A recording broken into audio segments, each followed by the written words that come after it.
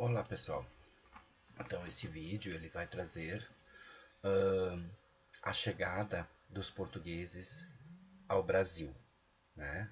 Então a assinatura do Tratado de Tordesilhas vai reforçar a ideia de que os portugueses já sabiam que poderiam existir terras a oeste, né? Então eles só não tinham chegado a elas ainda.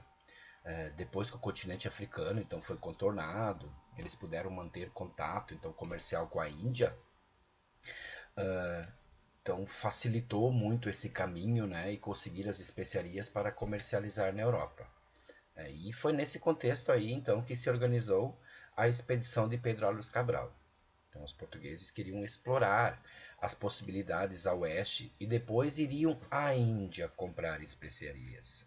Assim, então, né, como nós podemos perceber, o capitão-mor da expedição então foi Cabral. E ele estava à frente das 13 embarcações então que foram enviadas, né?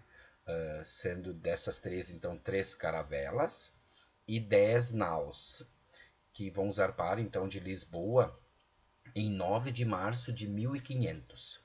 E a rota da expedição segue um caminho não muito comum, né? Uma demonstração de que eles fariam uma mudança nela, de forma a explorar então o oeste antes de ir para a Índia. Essa expedição então entrou numa zona de calmaria no oceano entre os dias 29 e 30 de março, permanecendo por ali uns 10 dias. Tá? Depois cruzou a linha do Equador no dia 9 de abril e em 21 de abril, né, os primeiros sinais de terra tinham sido avistados. Né? Mas a primeira coisa que eles viram foram algas marinhas na água. No dia seguinte, 22 de abril, então foram avistadas aves pela manhã, sobrevoando e até pousando, né, em uma caravela. E no entardecer, então, os portugueses avistaram o tão famoso Monte Pascoal. Então, os portugueses não desembarcaram naquele dia. E só no dia 23 de abril é que Cabral permitiu então que um bote, né, liderado por Nicolau Coelho, fosse enviado à terra. E lá então houve o primeiro contato com os indígenas, né? Esse contato então, né, esse acontecimento foi relatado por Pero Vaz de Caminha. Alguns dos nativos então foram levados à presença de Cabral e o relato deixado então pelo escrivão é bem interessante e tenta demonstrar aí a diferença cultural. Então eu tenho um trecho aí da carta do Pero Vaz de Caminha, então do escrivão, né, da esquadra do Cabral. Então vamos lá. Mostraram-lhes um papagaio pardo que o capitão traz consigo. Pegaram-no logo com a mão e acenavam para a terra, como a dizer que ali os havia. Mostraram-lhes um carneiro, não fizeram caso dele. Uma galinha, quase tiveram medo. Não lhe queriam tocar, para logo depois tomá-la com grande espanto nos olhos. Deram-lhe de comer pão e peixe cozido, confeitos, bolos, mel e figos passados. Não quiseram comer quase nada de tudo aquilo, e se provavam alguma coisa, logo a cuspiam com nojo. Relatos escritos por Pero Vaz de Caminha, tá? Mas alguns historiadores chamam o primeiro contato entre portugueses e indígenas de encontro de culturas, como uma tentativa, né, de amenizar e adocicar as péssimas relações que foram mantidas.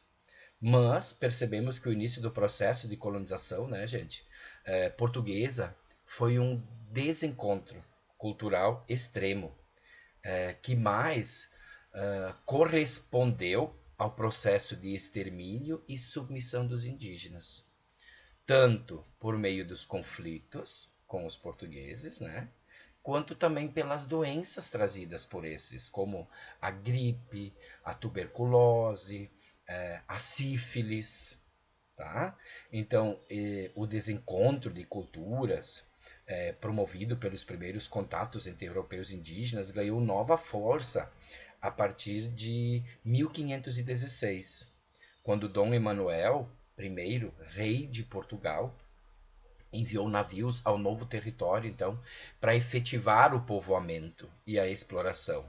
Então, os indígenas resistiram à tentativa de submissão e extermínio, expulsando rapidamente os portugueses, até o ano de 1530. Então, a ocupação portuguesa ainda era bastante tímida.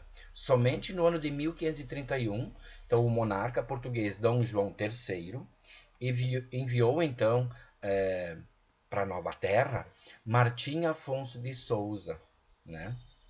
Nomeando o capitão Mor da esquadra e das terras coloniais, visando então efetivar a exploração mineral e vegetal da região e a distribuição das sesmarias. Aí, o que eram as sesmarias? Então eram lotes de terra, né, para os colonizadores. Então essa submissão e o extermínio dos indígenas pelos europeus estavam apenas começando na história do Brasil. Entretanto, não devemos esquecer, né, a resistência que os povos indígenas empreenderam e ainda empreendem.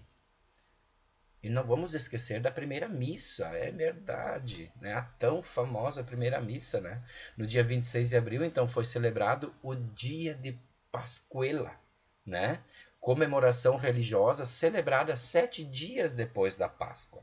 Então, essa foi a primeira missa que aconteceu no território brasileiro, né? E foi conduzida aí pelo Frei Henrique de Coimbra, né? E sobre essa tão famosa missa, temos uma enorme pintura, né?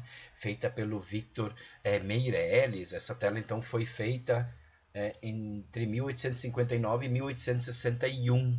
Então, quase 4 séculos, né? Após aí a chegada de Pedro Cabral ao novo território, então ao Brasil hoje, e a celebração, então, da primeira missa, né? Promovida, né? Feita por Frei Henrique de Coimbra.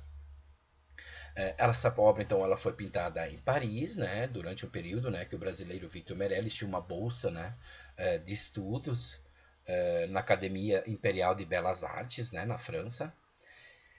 E não podemos esquecer que a pintura, né, com uma cruz gigante, né, o Frei, então, ali Henrique de Coimbra celebrando a missa, com os europeus em volta, né, ajoelhados e tudo mais, e uma população indígena muito pacífica em volta.